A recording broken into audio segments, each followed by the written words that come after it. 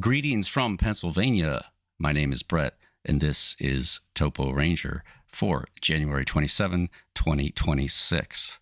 As you can see, I have a nice snowy scene playing in the background there. Unfortunately, that's not exactly what I'm seeing out my window. We got about 9 inches. It's melting a little bit during the day, then it's refreezing. It's more of a deep freeze at this point. I think last night with the wind chill was minus 10 degrees, which is pretty cold. It's cold outside all day, all night. And that's basically it. So I'm just hoping this stuff melts soon so I can go outside and do stuff. I did do shoveling. I didn't get it all done because the snow plows come through here. I mean, thank God they do. Hey, I want to give a quick shout out and props to everybody working in the local government here in my county. They did a great job, I think. I went out once or twice. I did some shoveling, and then I drove around today, and the roads are pretty good considering how much snow and how cold it is. I think it seems to have done a really good job. So thank you, everyone, for that. When they plow, all of the snow is shot off to the left side. Well, it's shot off to both sides, I think, depending on which way they come. But when it shoots off to the left side, it dumps about another foot or 2 feet of plowed snow onto the sidewalk. And I didn't really get to shovel the sidewalk, so I've got at least 2 feet of just nasty snow all along the sidewalk, which I have to shovel, which is something I'm trying to not think about right now. So what we're going to do today, though, in order to get our minds off of the bleak weather situation we got here, we're gonna look at another situation that is kind of bleak, but it's not here, and it'll take our minds off, and we can learn a little bit. We're going to talk about Mozambique, okay? We're going to talk about the flooding that has been happening here, especially in Mozambique over the last week, okay? First, we're going to talk about the flooding. Then we're going to talk about the crocodile connection, because there is a crocodile connection to this story. Moment of thoughts and prayers for everybody affected in anywhere in southern Africa, but specifically for Mozambique. A lot of people out there suffering right now. Let's try to bring a little awareness about the situation. So like I said, first we're going to cover the flood. Then we're going to cover the crocodile connection. And then at the end, we're going to look at some videos of a cool vehicle that they're actually using during the rescue and all that, those type of operations that are going on as we speak. This is all happening now. There's a cool vehicle. We're going to watch some videos. And I got some videos about the crocodiles too that we're going to watch. So hopefully we learn something about what's going on in that part of the world. And in the process, we don't think about all the snow. Although if you're out there, some people love this stuff. Some people genuinely love the snow. And I have to say, when I was a kid, I loved it, as most kids do, right? But I find that the older I get, the less and less I like the snow. I really don't like the cold. The snow, get a couple inches. That's good. It looks nice. Next day, sun comes out, melts, boom, you're back in business, right? All right, so let's get started with just a little info about the flood itself. So the flooding in South Africa and specifically Mozambique is really bad. I read for Mozambique, it is the worst flooding since 2000, the year 2000, the millennium, the change of the millennium, when I think about 700 people perished in really bad flooding back then. So this is the worst flooding since that time. First thing we're going to do is we're going to look. I'm just going to give you a quick breakdown. Intense rainfall and severe flooding since mid-December 2025 have affected around 1.3 million people in southern Africa, destroyed houses and critical infrastructure, and disrupted access to health services, heightening risks of water and mosquito-borne diseases. What happens when there's a flood? In addition to all your stuff, your house, in this case, with a lot of these people, their houses, all of their equipment, all of their livestock, and people too, are getting washed away here. But then after that, you also have the additional problems of waterborne diseases, right? Because you get all this flooding, and you get, as you know, flooding, a lot of times the water in flooding situations is really nasty. It's probably the same where it is here.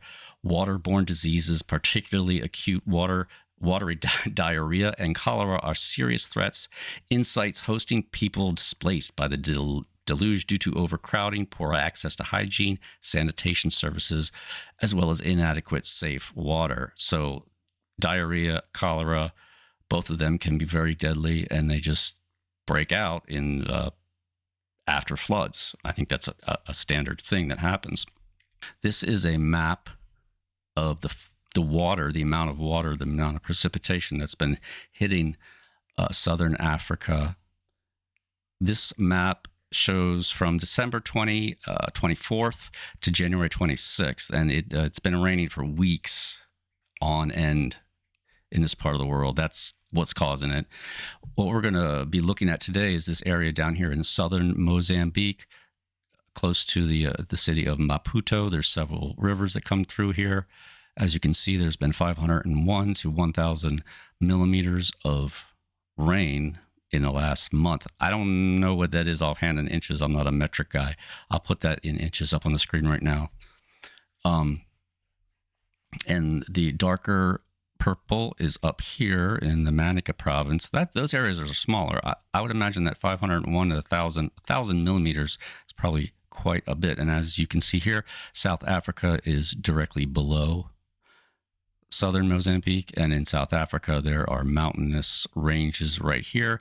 A lot of the water's coming down here, also from Zimbabwe. It's just everywhere. It's huge historical flooding going on here. One way that you can illustrate this is through one of these cool curtain maps. Let me just read the roundup here. In December and January, weeks of intense rain swelled rivers and overwhelmed key reservoirs, sending floodwaters spilling into heavily populated areas along the Limpopo and the Inkomati rivers. Flooding has affected at least 600,000 people, displaced hundreds of thousands, and destroyed or damaged at least 30,000 homes, according to Mozambique's National Disasters Management Institute. Some of the hardest hit cities in Mozambique have been Maputo, Xai-Xai, and Chakwa. I'm not sure about that pronunciation. Maputo, I think, is the capital of the province or the county, or whatever you want to call it. It might even be the capital of the country. Agriculture officials report the flooding of at least 440,000 acres of crops and the loss of more than 150,000 head of livestock, 150,000 animals, almost 500,000 acres, which is about 180,000 hectares. So it's just massive, right? And we are going to look at a video right after this that's going to show what this stuff looks like. But this right here, what I want to show you is they have this neat curtain, right? So this is December 17th, 2025, looking down. These are satellite images.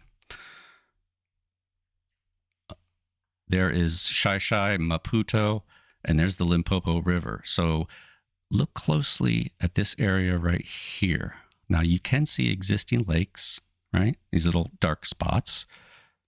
And when we pull this curtain over, which will reveal, I'm sorry, let me go back one second. This image here is December 17th, 2025. And then as we pull this curtain to the left here, the image being revealed is January 25th, 2026. Keep your eyes right there. You see that? And this is a satellite photograph. So this is a large area, and it just fills up. This is the Limpopo River Valley, and here it comes out, spits out into the, or sorry, should I say debouches into the Indian Ocean, and it's just creating huge lakes. And all along this river here, and this little valley here, and down here, is a lot of agriculture. Farmers, hundreds of thousands, millions of people living off of the land. And those are the people that are going to be really affected the most, I would imagine, by these storms. There, not there. There, not there. And now we're going to go to the video. This is President Topo takes off on a chopper over southern Mozambique. Topo is the president of Mozambique, not El Chapo. I'm pretty sure El Chapo is in prison right now, probably for the rest of his life. But Topo, the president, does a tour of the affected area in a helicopter. So let's just go ahead and roll that.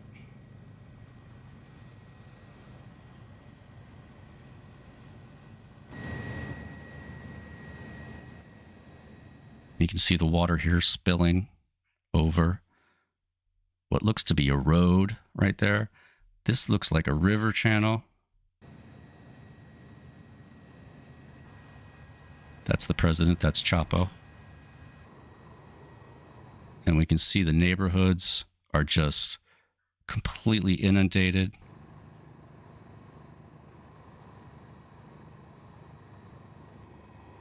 The muddy floodwaters. I see palm trees. I'd imagine it's warm here normally, right? Look at that.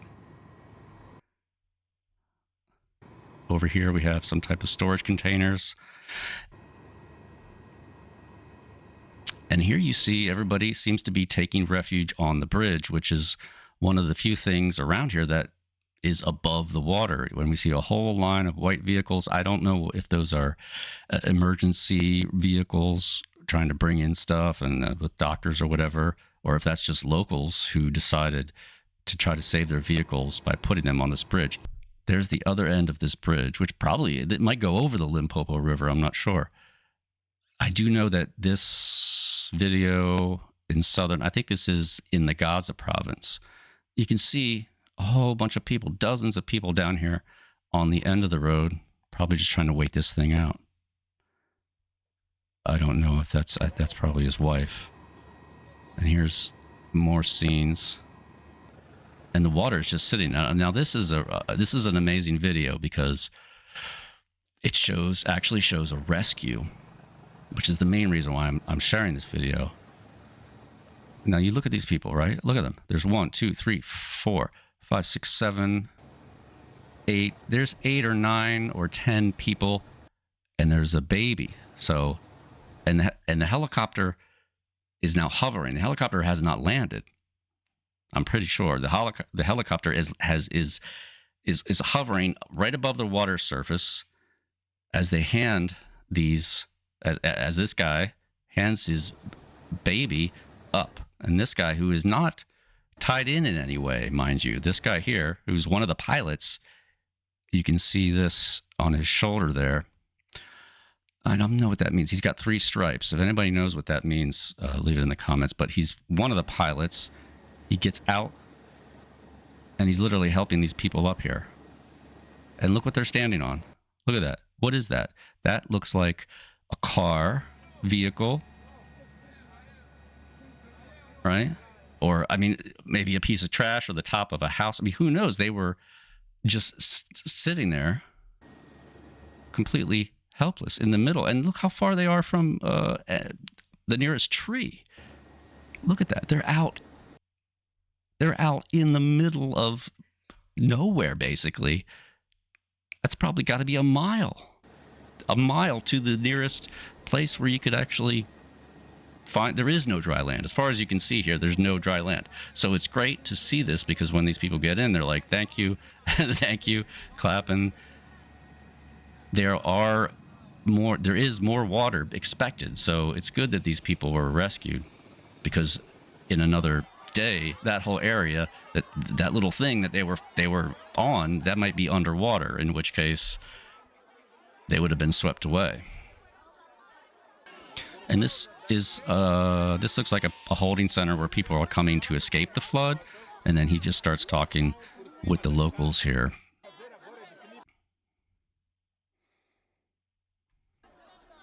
And and then at one point, where is it? He comes in and, yeah, right here. And like I said, this is bear with me here. President of Mozambique. There it is right here. Let's see. Who is that? Daniel. Okay, so his name is Daniel Topo. He is the president of Mozambique, and he started his term in January 15 of 2025. He was born in 1977, and he was also the governor of the Inhambane province, which is, I think, that's a province to the north of Gaza. Topo is known as a young intellectual leader who replaced Philippe Nyusi. He's a lawyer, former governor of Inhambane. Okay. Daniel. Okay, Daniel, Mr. Topo. And at this point, Topo comes in and he gives this guy a hug. And that's the guy, I think that's the guy who did the rescue. And he's like, thank you, dude. Thank you. And I mean, thank God they have some helicopters here. So that would have taken place down here, I believe, in Maputo. What got me onto this story in the first place, the headline that I saw when I first started to learn about the flooding here in Southern Africa, was the fact that floods push crocodiles into Mozambican town as health concerns. As floods ravage Mozambique, crocodiles are appearing in submerged towns and responsible for at least 3 deaths. Torrential rains and severe flooding across parts of southern Africa over the past month have killed more than 100 people in Mozambique, South Africa, and Zimbabwe, destroying thousands of homes and damaging infrastructure such as roads, bridges, schools, and health facilities. Of the 13 people reported dead from the floods in Mozambique, 3 were killed by crocodiles. The Gaza region, which is kind of the region I guess we're focused on here, 2 people were killed in an attack that left 3 others injured in the Gaza region earlier this month. A man was swallowed by a crocodile in Moamba, a small town in Maputo province. Maputo is the town or the city at the very southern tip of Mozambique. Weeks of heavy rainfall compounded by dam releases. Okay, so that's another thing that's happening here, is that there's dams holding back more floodwater, but they have to release this water. Otherwise, the dams will fail, and then you'll get an even worse flood, right? Have affected more than 700,000 people, more than half of them children, leaving a trail of destruction across vast farmland, according to humanitarian bodies such as the World Food Program and UNICEF. So 2 people were killed in an attack in the Gaza region, and it left 3 others injured. So I'm wondering what exactly happened. Were they trying to help somebody and they all got hurt? 2 of them got killed. The Nile crocodile is what you find in Mozambique. Mozambique holds significant populations of large Nile crocodiles, particularly in the Zambezi and Limpopo rivers, which frequently interact with human populations during the flooding events, causing multiple fatalities annually. These apex predators can exceed 14 to 15 feet in length, especially in the regions like the Makarao River. Now, I actually came across a pretty cool site while I was doing research for this. It's called crockattack.org. And what it is, it has a database of croc attacks, basically. And they just updated this site. And it looks like this. So you have, these are all crocodile attacks all across the world for the year, let's see here. For the year, it just got updated January 1st, 2015 to September 2025. So it's up to date. And let's see what they have to say about the Nile crocodile, Crocodilus niloticus, or niloticus, or niloticus, Crocodilus niloticus. Is that how you say that, Soren? Okay, so here is a map of Africa, and the green is the present day range of the Nile crocodile. And it's a large range. It's basically half of Africa, mostly in sub-Saharan.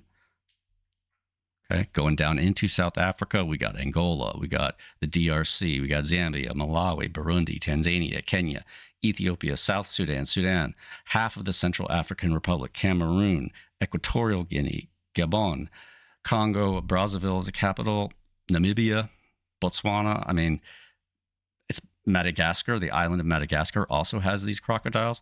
And if you look up here, you'll see this little orange extension right here. Now, they used to be there, but they are now extinct in this orange area. So they used to be in antiquity. There were, I'm going to go ahead and say, in antiquity, there were these Nile crocodiles in Egypt. Now, they still are in Egypt a little bit right here. But the lower part, the famous part of the Nile is looks to me as if they are now extinct, although maybe they're making a comeback. The Nile crocodile is responsible for hundreds of human deaths annually, but accurate estimates are difficult to come by due to data deficiency in many countries. In some countries, local authorities keep records of the numbers of incidents, but do not collect the details. Therefore, non-detailed attacks are not put into this database, while in many other countries, no records are kept at all. So there's a lot more croc attacks in this part of the world than are reported, is basically what they're saying.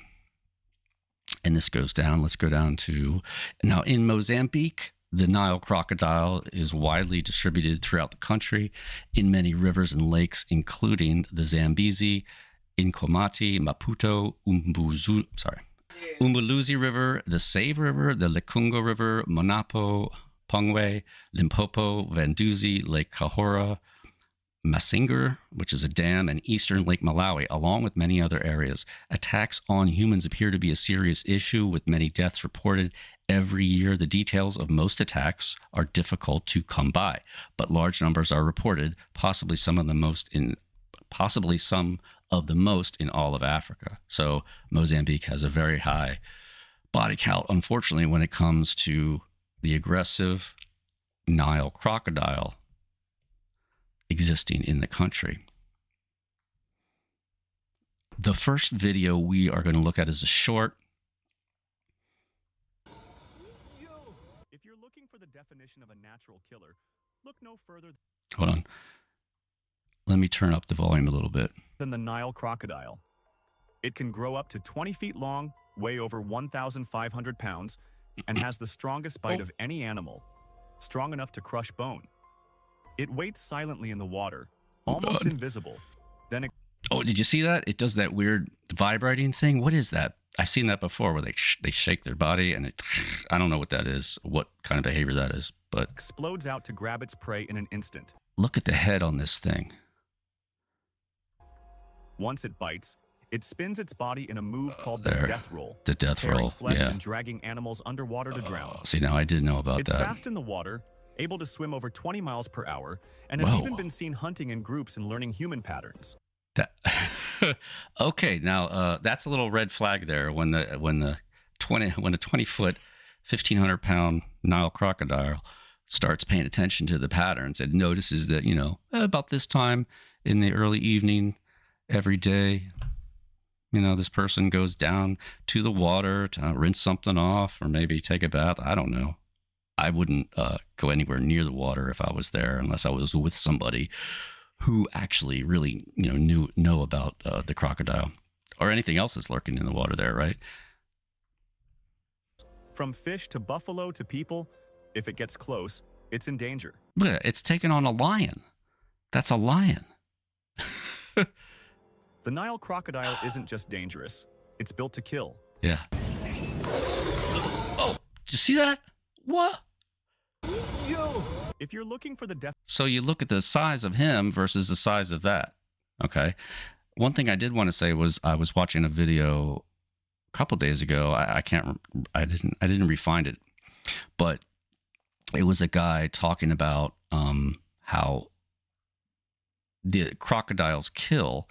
He's seen Nile crocodiles take out 150, 160 pound bush hogs, right? It just boom, grabs it. And those things are tough. They're heavy. They're solid muscle. They have tusks. They probably fight like a you-know-what. This thing comes out of the water, boom, grabs this hog, this pig. Well, it's more like a hog, like a peccary, but it's 150, or a peccary's smaller.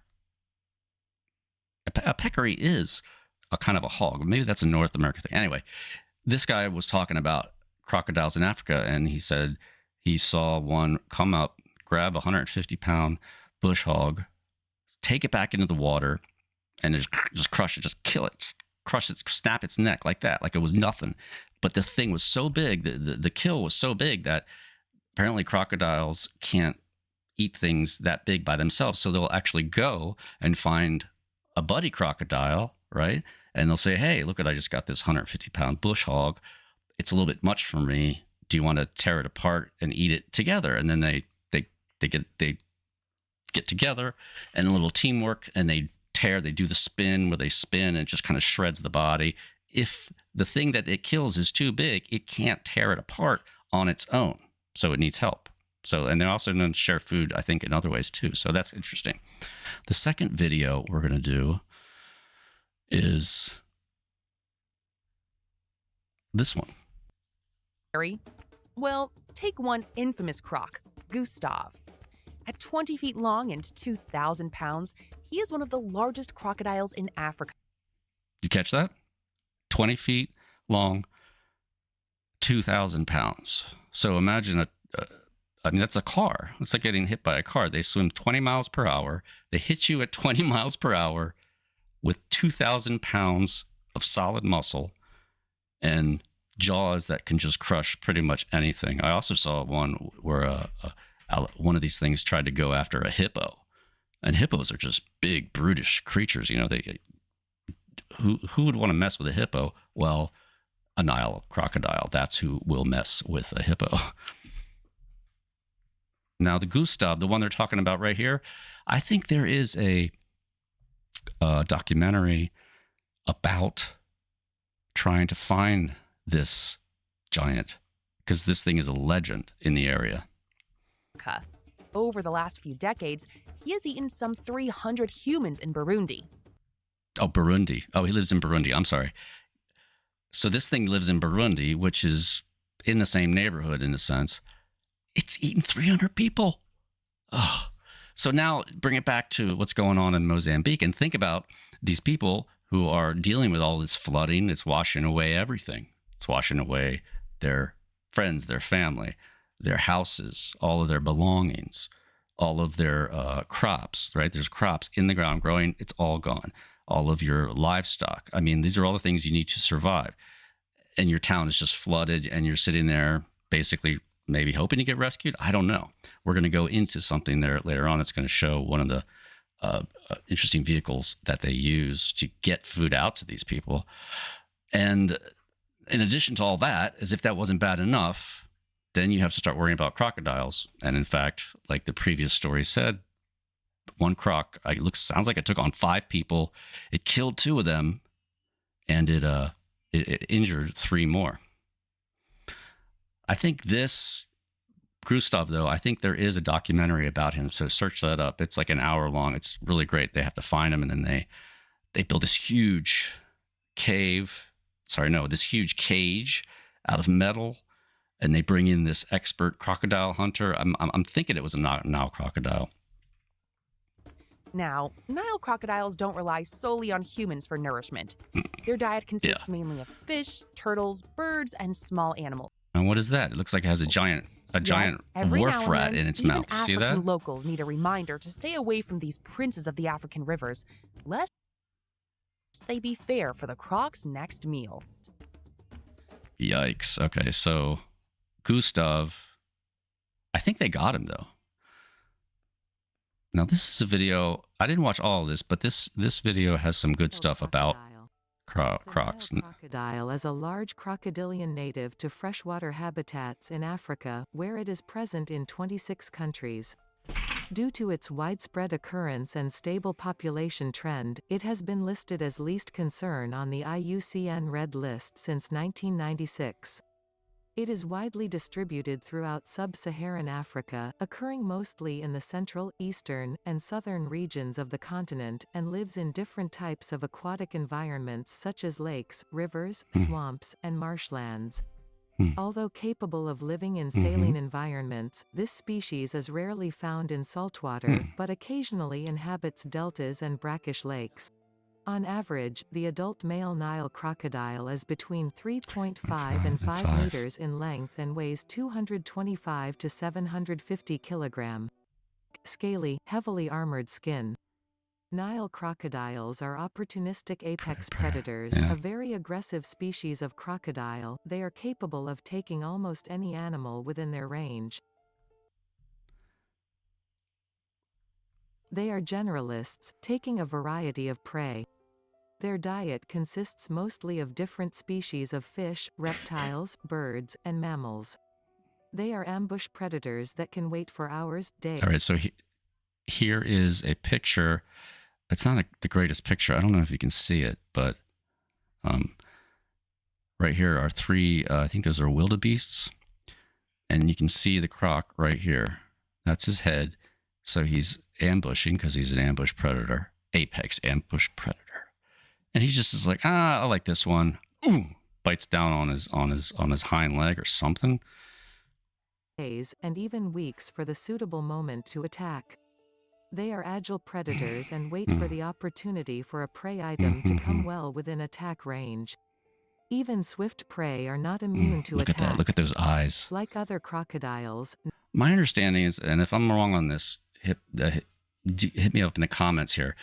My understanding is that alligators are a lot more mellow and less likely to attack you.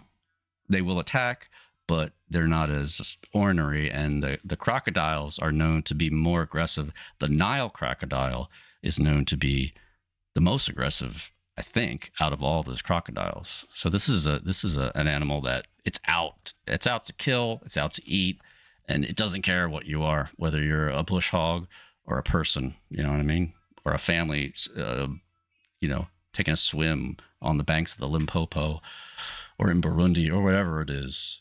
I feel bad for these people because they got to live with this, and these things are around all the time, not just when it floods. When it floods, it's bad because usually the crocodiles are in the river, which might be over there, but now the crocodiles are swimming through your living room. Is not endangered despite some regional declines or extinctions. Characteristics and physiology. Now, another question I had, because my mind is always popping up new questions, was, okay, we know that they're located in 26 primarily sub-Saharan countries.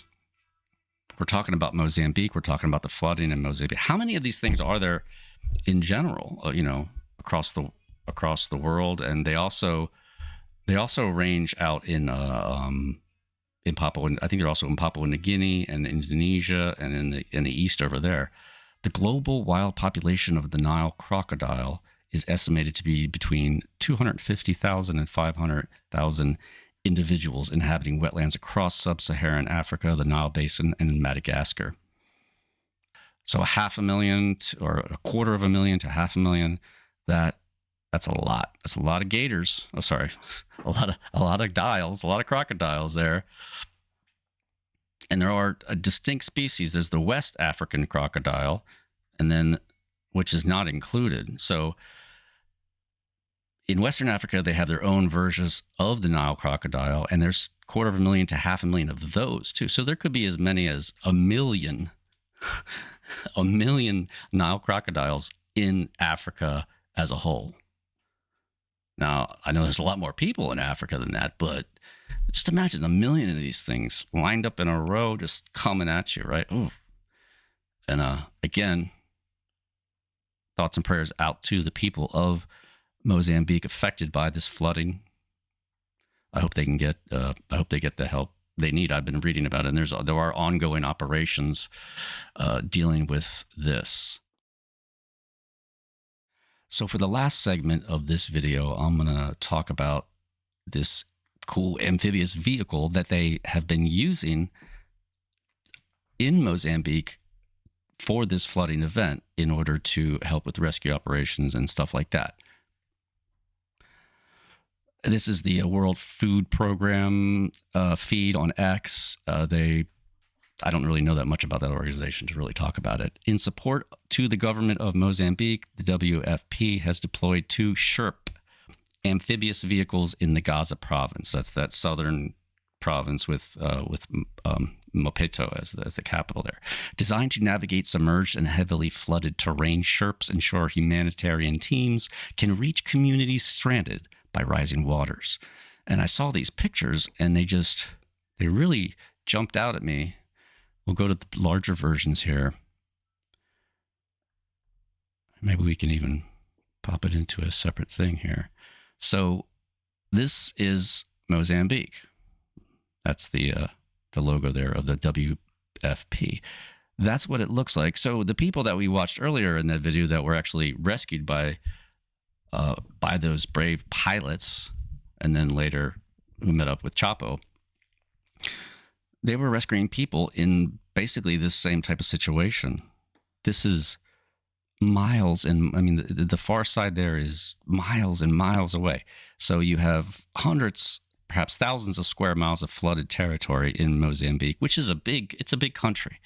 And then you, in the middle of this sea of mud and green, with some green, sea of mud brown floodwaters, you have this tiny little white dot. And you say, what is that little thing there?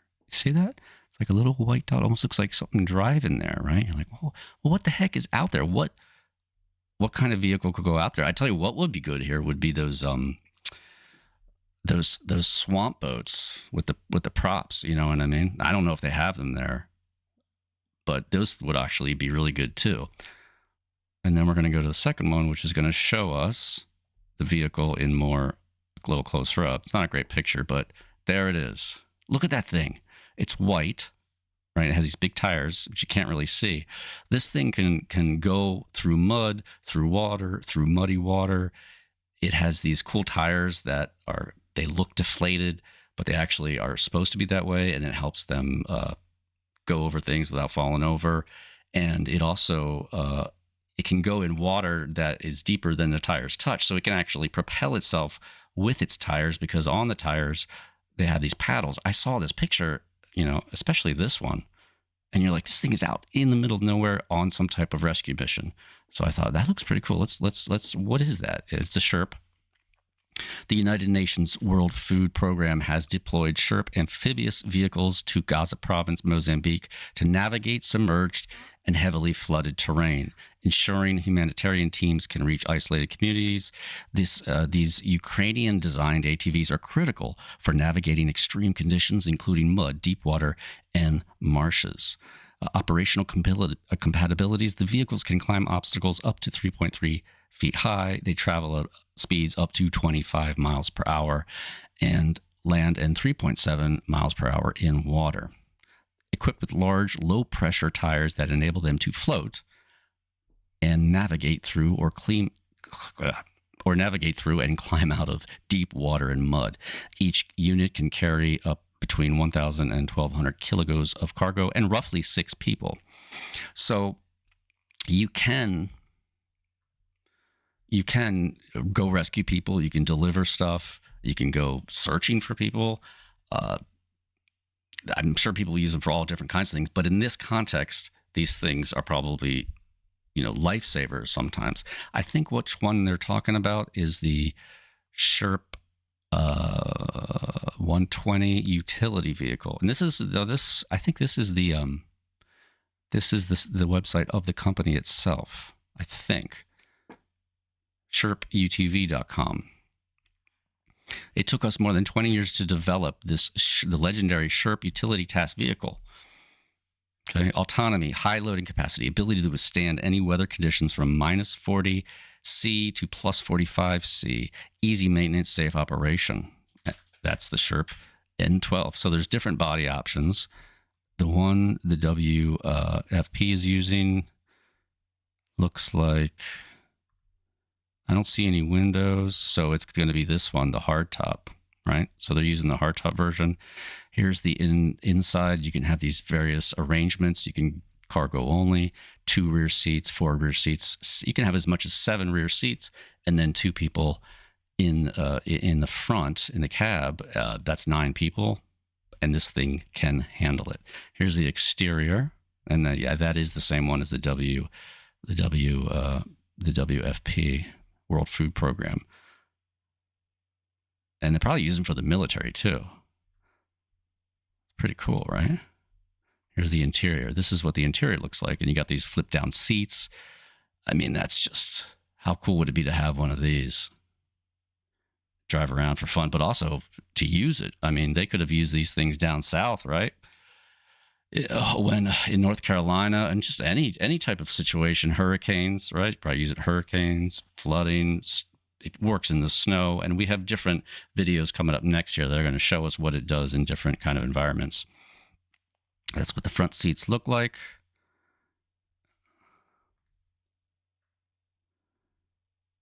There's the board, the steering, but I could probably find a better examples of this. Technical data, max land speed is 25 miles per hour. Max water speed, 3.7 miles per hour. It can work up to 65 hours. Load capacity, 2,640 pounds. That's over a ton, right? That sounds like a lot to me. Ground clearance, 26 inches. Grade ability, which I'm assuming means how steeply this thing, what kind of angle this thing can go up. It says 35, and the tilt is 30. That's probably left, right, tilting, how far you can go before you actually turn over. Height of obstacle to be overcome up to 4 inches. I don't know what that means. It's a versatile offered solution, and these things cost, I forget how much. Additional fuel tanks in each wheel, discs. Total fuel capacity increases to 86.2 gallons, allowing the UTV to operate autonomously for up to 65 hours and run nonstop for 19 hours. That's amazing. High load capacity, right?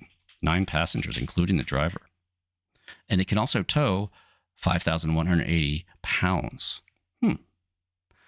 That's great. I mean, that's just, look at this. Endurance and resistance. So here's the wheel. The wheel is a very important part of this, I think, because it has these little, the tread goes like that, and that's actually becomes almost like a paddle wheel. The patented design of the wheels has a number of advantages. The tires are less liable to damage due to their elasticity.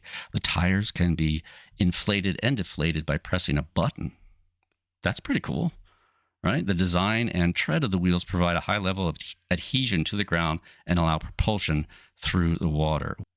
Due to the low center of gravity, the rollover risk is minimized. The Sherp is equipped with seatbelts, a sturdy body, and multifunctional hatches. And it looks like it has a cage, too, like a rollover cage.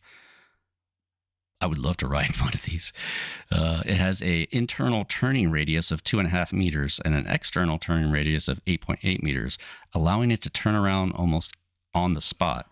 This feature is extremely important in harsh terrains. Yeah, I'm thinking of the show Swamp People, and then there was another one, Swamp Mysteries. I don't know if any of you have watched those shows. I got into that show once, and I watched a whole bunch of them. This thing would be great for taking out in the swamp and doing all the stuff that the swamp people do. That's all I can say. All right, let's go to the videos here. This first one is from Wade Perry. It says October 17th, 2019 Sherp demo for the Moncton Fire Company. I don't know where that is, but watch what this thing does.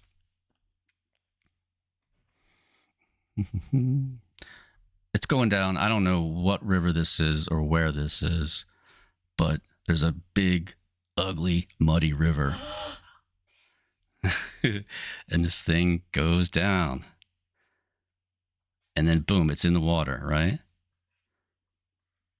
And right now it's actually on ground under the water, you can tell. And it's just slimy, muddy cliffs.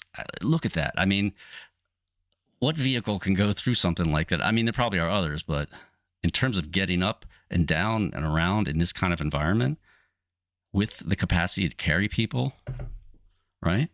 And supplies and everything. Look, it's got one windshield wiper, rear view. Here it comes up. Look at that. And those tires just keep coming. That looks like mud or sand or something. And there it is. So the fire company's using it. That's pretty cool, right? And there's one with a different design on it. Huh. Here it comes again. And what is this thing in there? Is that a winch? It looks like it's got some type of winch mechanism there too. All right, let's go to the next one. Let's see here.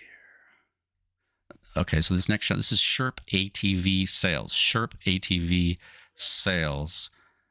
And it looks like this is in Tampa, Florida, where you can do a test drive.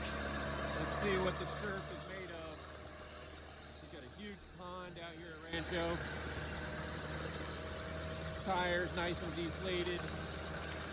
Probably running about 1.5. Look at that water. It looks black. Ugh. Ugh. So, you know, and it floats. And it looks like it came up on a little bank there. Now, for all you search and rescue guys that are out there, just keep in mind that there's nowhere the Sherp doesn't go. That's right. At least in Rancho, if you're trying to... I want to drive a Sherp around my hometown here next time there's a blizzard and just go around and help people out. Be like, hey, you need a ride? Hey, you know, where are you going? Whatever, you know what I mean? How cool would that be? Just drive around all day. Look at that thing go. And now it looks like it's kind of floating somewhat. I don't know, fleetistic. So this guy must be a dealer. And that just looks like a muddy hole. That's dark mud, though. This is down in Tampa. I wonder if this is by the coast. I wonder if this is like a coastal salt marsh. It's called fleetistics. How quick? It's got a luggage rack on the top, too. Look at that water. Displacing some water, that's for... Nice. All right, let's go to the last one here. And this is from a guy, the channel's name is Bobby Guy Films. Bobby Guy Films. Doesn't really say, there's nothing in the description, but it had some good visuals. Old blind used to be here. That's what I reckon. Well, Tristan's gonna do some filming for it. Now, where are these guys? I don't know where they are, but they're in another situation like this. I mean, that's what a lot of Mozambique looks like right now. Some ripping right here. Oh, so you go through the window. At least on this one, you go through the window, the front window. Huh. I'm not sure which model this one is. I think it's a 1200. Look at this. Look at that thing. How cool is that? Are there people inside? No. This one looks like it has a gate on the back. It just turns. It's just like we're going through. Oh, wow. It's a boat. It's a 4x4. It's a UTV. It is the Sherp, which I think is short for Sherpa, right? I want to see him spin some. Although that doesn't look to be that muddy. It's not sinking in there. What are we gonna find in here? And here it is going through the brush here. Find Bigfoot in here. Oh, okay. Hopefully it's not too loud. And that, my friends, is basically it. Let me just double check my links here. Make sure we got everything. Yes, we do. Okay, yeah. All right. So that is going to wrap up our. I'll leave you with this nice picture of the thing of the Sherp there. That's going to wrap up this episode. I hope you had a great time. If you did, please hit subscribe.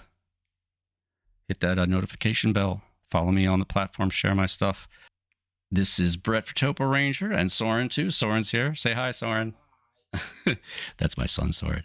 And we're just going to try to survive the night in the it's going to be sub-zero tonight. It's going to be -10. And I'm pretty sure he's going to have school tomorrow, though. Today they had a virtual day. And so him and his sister were doing the schoolwork on the computer. Although yours was canceled, right? Yeah. But if we can survive tonight and maybe tomorrow, I'm hoping that it's going to warm up.